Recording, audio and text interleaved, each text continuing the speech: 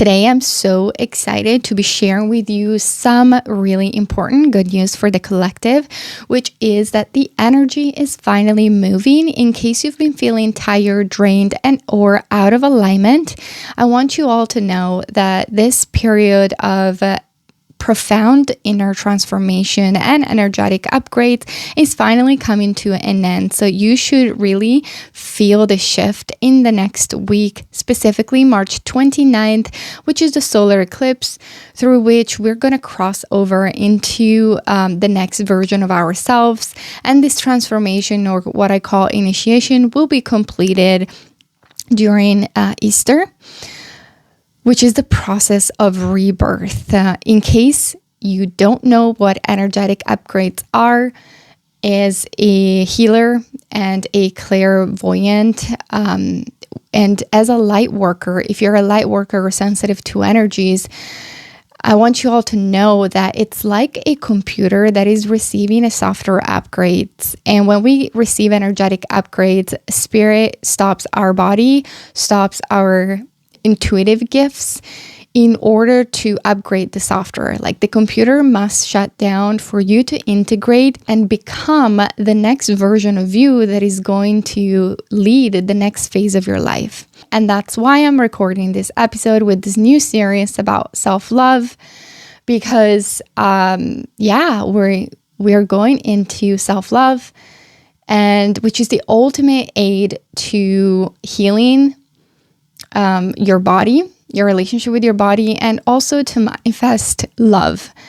In order for you to manifest love, you cannot do it unless you become the vibration of what you want to attract in your life.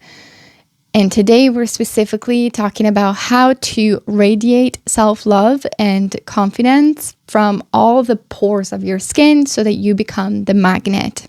And don't forget that in 2 weeks' time, Saturday, April 5th, we are having a live activation with me in the BEmpowered Community, which is going to completely transform you at a cellular level. I do this in one-on-ones, specifically in my programs, but Spirit finally came and talked to me saying that I'm going to offer to you this energetic clearance, because we're going to clear you from any residuals of old connections, old patterns, soul ties. And then we're going to guide you through a process of activation and activating the purest form of self-love, which is, again, the key to make good decisions in your dating life, in your love life, in your career, in everything, because it all begins with one energy: you loving and respecting yourself. So let's get started, and don't forget to join us. Link is down below. I'm so excited. All right, the process of loving yourself, I must admit, was not easy. It has taken me more than probably 15 years to get to this point, but I cracked the code, and I want you all to crack the code of self-love. The most important thing that I'm going to start with, step one, is the reconnection with your own body. It comes into the everyday life of you reconnecting with the body that you are so frustrated toward. I coached women in the holistic weight loss space and holistic nutrition space, and the amount of negative self-talk that's going around towards your body and self-hate is unbelievable. I used to do this myself until I realized that the body is the temple of your soul. And in order for you to reconnect with your body, there are two-step process here to reestablish self-love that I'm going to walk you through. Number one is you must trust that the body it's doing is best to protect you and with the tools that it has. In other words, you continuing to being frustrated because the body is holding on to the weight or gaining so much weight, you are placing responsibility, accountability, and blaming your body for what you're actually doing. And this is wrong. You need to take accountability that the body's not just gaining weight because you are living your best life. Because if you were living your best life, you probably would have a different outcome. The body is just responding to energies and or to your negative self-talk or to the food that you are constantly consuming or drinks that you're constantly consuming or the stress that you put yourself under. So don't be frustrated at the body. And the one thing that really shifted for me was asking my body, what is that you need? And what is happening that you are holding on to the weight? And I started being grateful and trusting the body so much that I started rebuilding this connection with the body, saying, hey, I know you're holding on to the weight. I'm so grateful you're doing everything that you're doing. And what is that you're showing me that I need to stop doing? And most of the times for me, for example, is a stress response. So I gain weight when I'm holding on to energy or I am in a very stressful situation that is no longer serving me. And the best thing is when you can get to a place of I'm letting this go because it's not serving me and the body's just mirroring me the stress that I'm under. So bye-bye. That's something that's going to take courage to do, but you all can get to this place of having the body becoming your best friend and the mirror through which you're going to know what the next step is all about. So always be grateful toward your body, and don't forget that the body is just working with you and not against you. The next step here is to not place the value upon how the body looks. So not placing the value of love and confidence upon the external beauty. I'm not saying you shouldn't be taking care of yourself and you shouldn't be pretty. No, this is not a green light for you to look like trash all the time. It's quite the opposite. It's really about doing the inner work to realize that the body will age. The body is beautiful in every stages of your life, whether you are 20 or 50, and falling in love with the process of becoming the wiser version of yourself, and not placing so much value on the perfect body, but rather looking at the connection that you have with your body and feeling so at peace with your body because you are treating it with so much kindness, love, and respect that you are feeding it with the right nutrients, you're feeling great, and therefore guilt must fall. Because when you eat things that are not good for your body, you feel shitty. There's no doubt about that. And you will then go and work yourself out at the gym to burn everything and cleanse yourself so much that is almost, actually not almost, but it's so much of masculine energy, and it comes from a place of punishment rather than self-love. So the guilt and the shame starts to fall off when you become the embodiment of nourishment. When you decide to wake up and ask your body, what would make you feel the best version of yourself? And you start tuning into the body's wisdom of, I need a green smoothie. And today I really am craving this delicious salad. And maybe you're craving spaghetti and meatball. That doesn't mean that you can't have comfy food. We have a motto in Italy that is less but more high quality. So you can have your spaghetti and lasagna, but make sure that those are at the highest frequency and highest quality.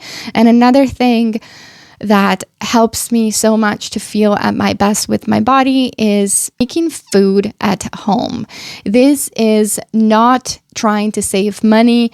This is literally saying, I'm cooking for myself and I'm cooking with so much love. And this energy is getting transmuted into the food I'm eating.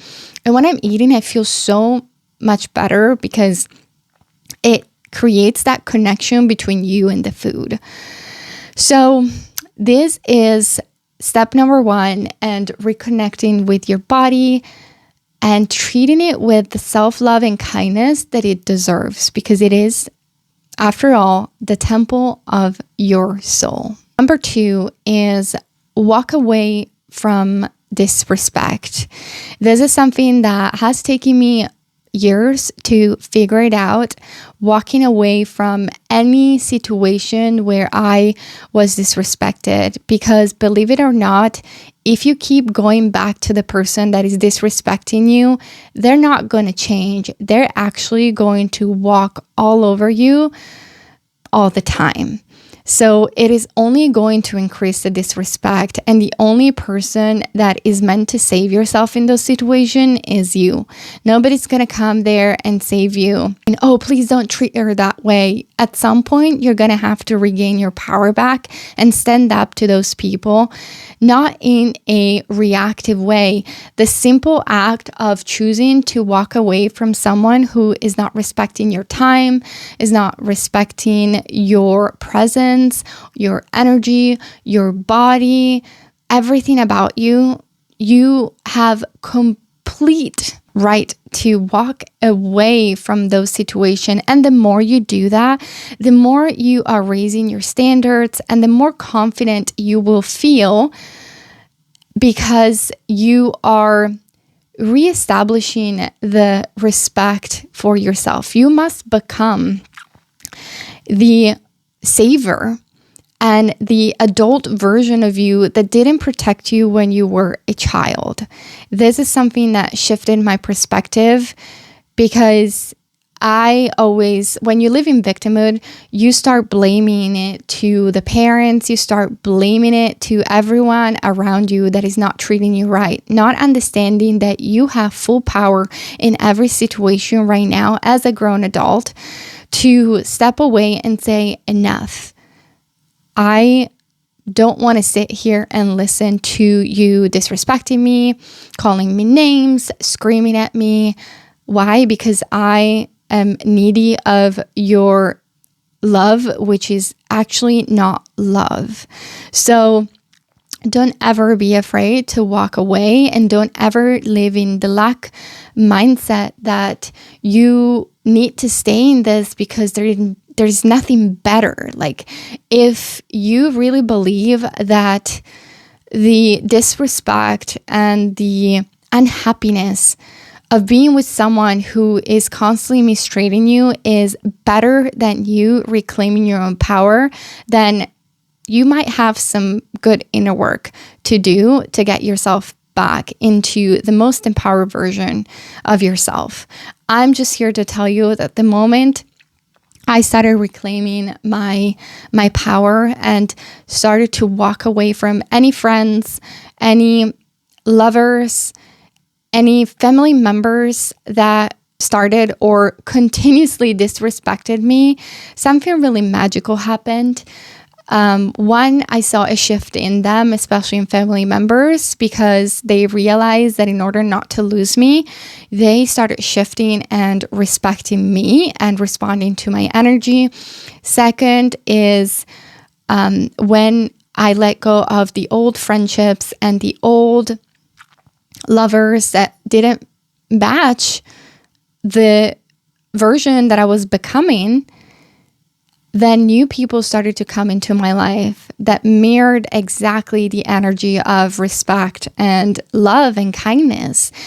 And I took it as a wonderful wonderment of life to go into this version of me almost free-flowing and like a butterfly, not knowing what was going to happen, but trusting that if I loved myself, good things would come my way. And I'm here to tell you that they will for you.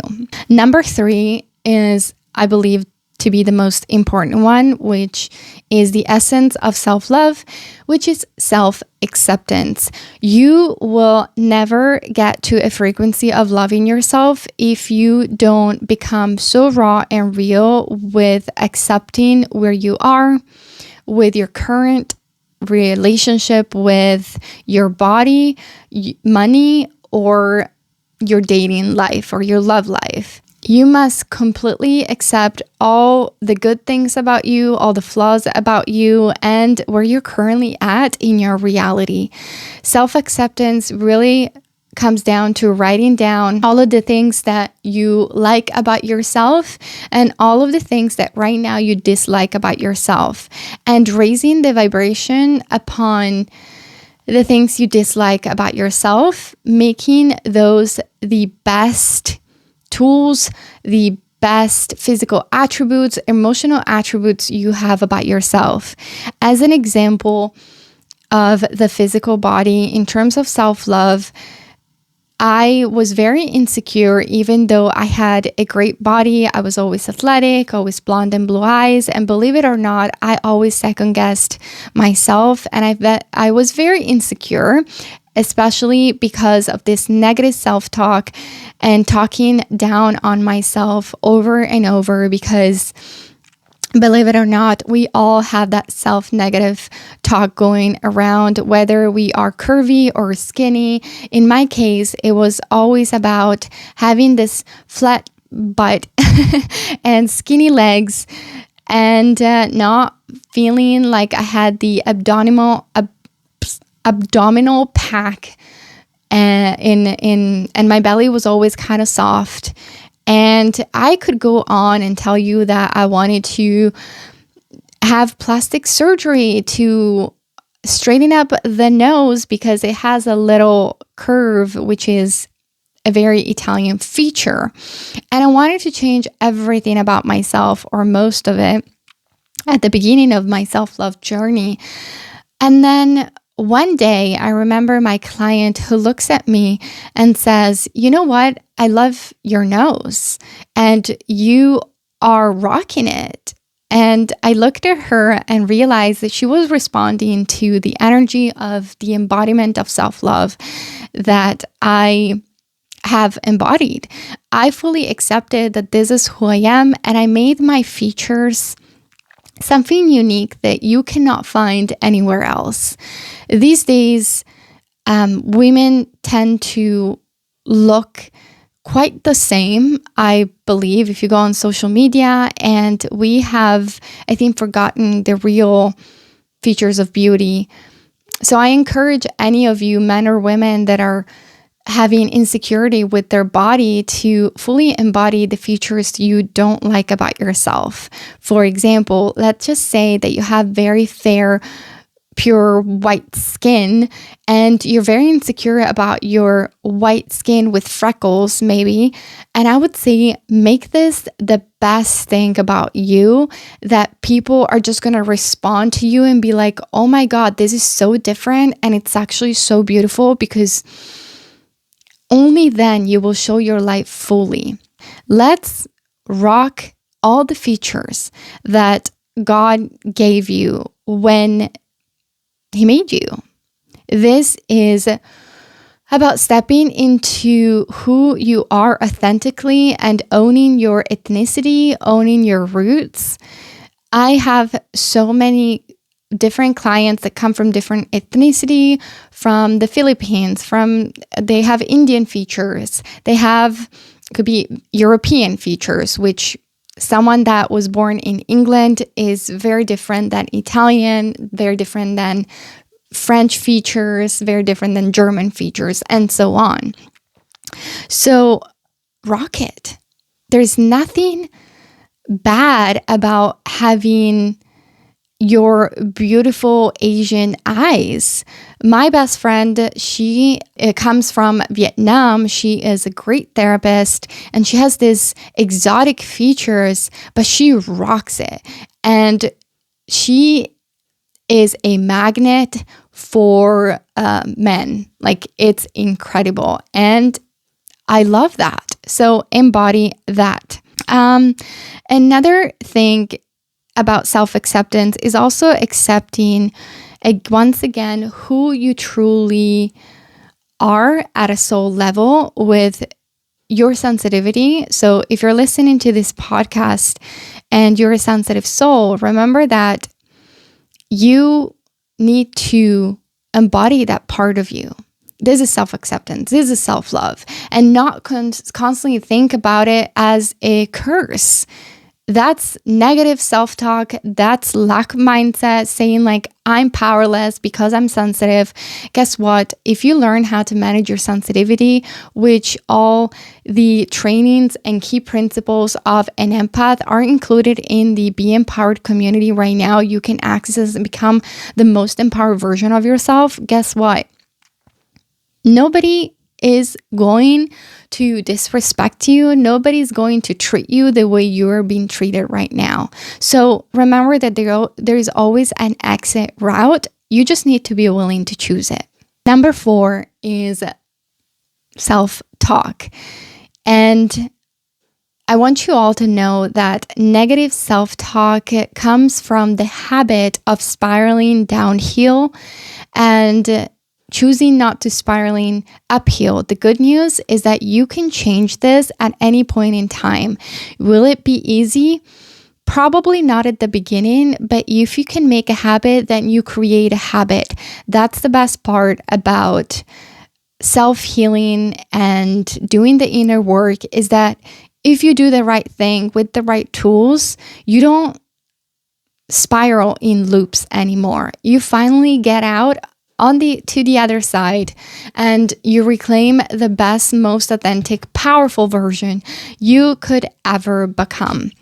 So negative self-talk is literally you getting out of your mind and choosing to listen to the good, positive talk. And as humans, we are more affected by negative self-talk than positive self-talk. So here there is a process of you protecting your energy around the people that are so negative in your life. So choosing to close the doors to anyone who is negative, anyone who is always realistic or looking at the empty cup, and protecting your field and not consuming any content or any movies that is promoting either drama or fear or negative self-talk. There is so much junk out there, and once you choose to close the doors and only open the doors to content that is uplifting, podcasts that are uplifting, people around you that encourage you to be the best version of yourself, that's when you're going to start noticing that you start gaining that momentum and you start choosing different words and you start really directing your energy to co-create with the universe and to write this high vibration that is going to ultimately transform your entire reality. Because your reality is shaped by your identity. So let's backtrack a little bit. This is so important. Your self-talk shapes your identity. Your identity shapes your reality. And your brain does not know the difference between what is real and what is not. In other words, if you constantly choose this to ride the frequency of hopefulness and constantly being delusional, but in a good way, like really knowing that good things are going to come to you and always looking at the positive, it will start reshaping the whole external reality you live in. Number 5 is walking away from anything that causes stress and doesn't promote peace. If you feel resistant to this because you spiral into the lack mindset of, I can't leave the job, I can't leave the relationship, I can't do this, then you'll always continuously be stuck in your life. I've taken the leap many times, not knowing if I was going to land safely. I was completely surrendered to the idea of, please universe, take me, because I only know that I don't want to experience this anymore, and I'm going towards something that's better, not knowing if I'll ever land. And let me tell you, you will always be landing to the new destination and clear sand that is way better than the reality you left behind. So if something is causing your peace, whether that's a relationship, a friendship, a work environment, it is not worthy. It's not worth staying there. And I promise you that it is the law of the universe. Once a door closes, new doors open up. So you will find a different job. You will inevitably find a different friend and a different lover. There are 8 billion people in the world, and there are so many opportunities that are awaiting for you to walk through. Let yourself dream again. And last but not least, stop finding validation in external opinions about yourself, in the external advices you get from people around you that don't have the life you want to live. This comes back to, again, protecting your own energy and your own peace. But when you start realizing that your reality that you are creating is a reflection of your thoughts, your standards, and what you want, start really asking yourself, what do I want to eat tonight? What meal do I want to eat? What do I want to do with my life? What do I want to create with my business? What do I want to experience in love? Not what my parents want for me to experience in this marriage. What my best friends want to see me accomplish. You need to stop looking at what people think about you and start realizing that you are the best investment you could ever make in your life. And when you are happy, other people will only see the beauty of happiness that you embody and you are shining, and they will respond to that, and then they will ask you, hey, how did you get there? So stop listening to other people's opinion. It's really the best advice I could give you in order to ride the vibration of self-love, because otherwise you will continue to live a life that it's not yours. And self-love is about choosing for yourself. It's about choosing what is actually that you want and desire to experience. So once again, we are having a live activation of self-love Saturday, April 5th. Click the link below, follow Love Holistic Living on Instagram, and I will see you in there to experience the magic.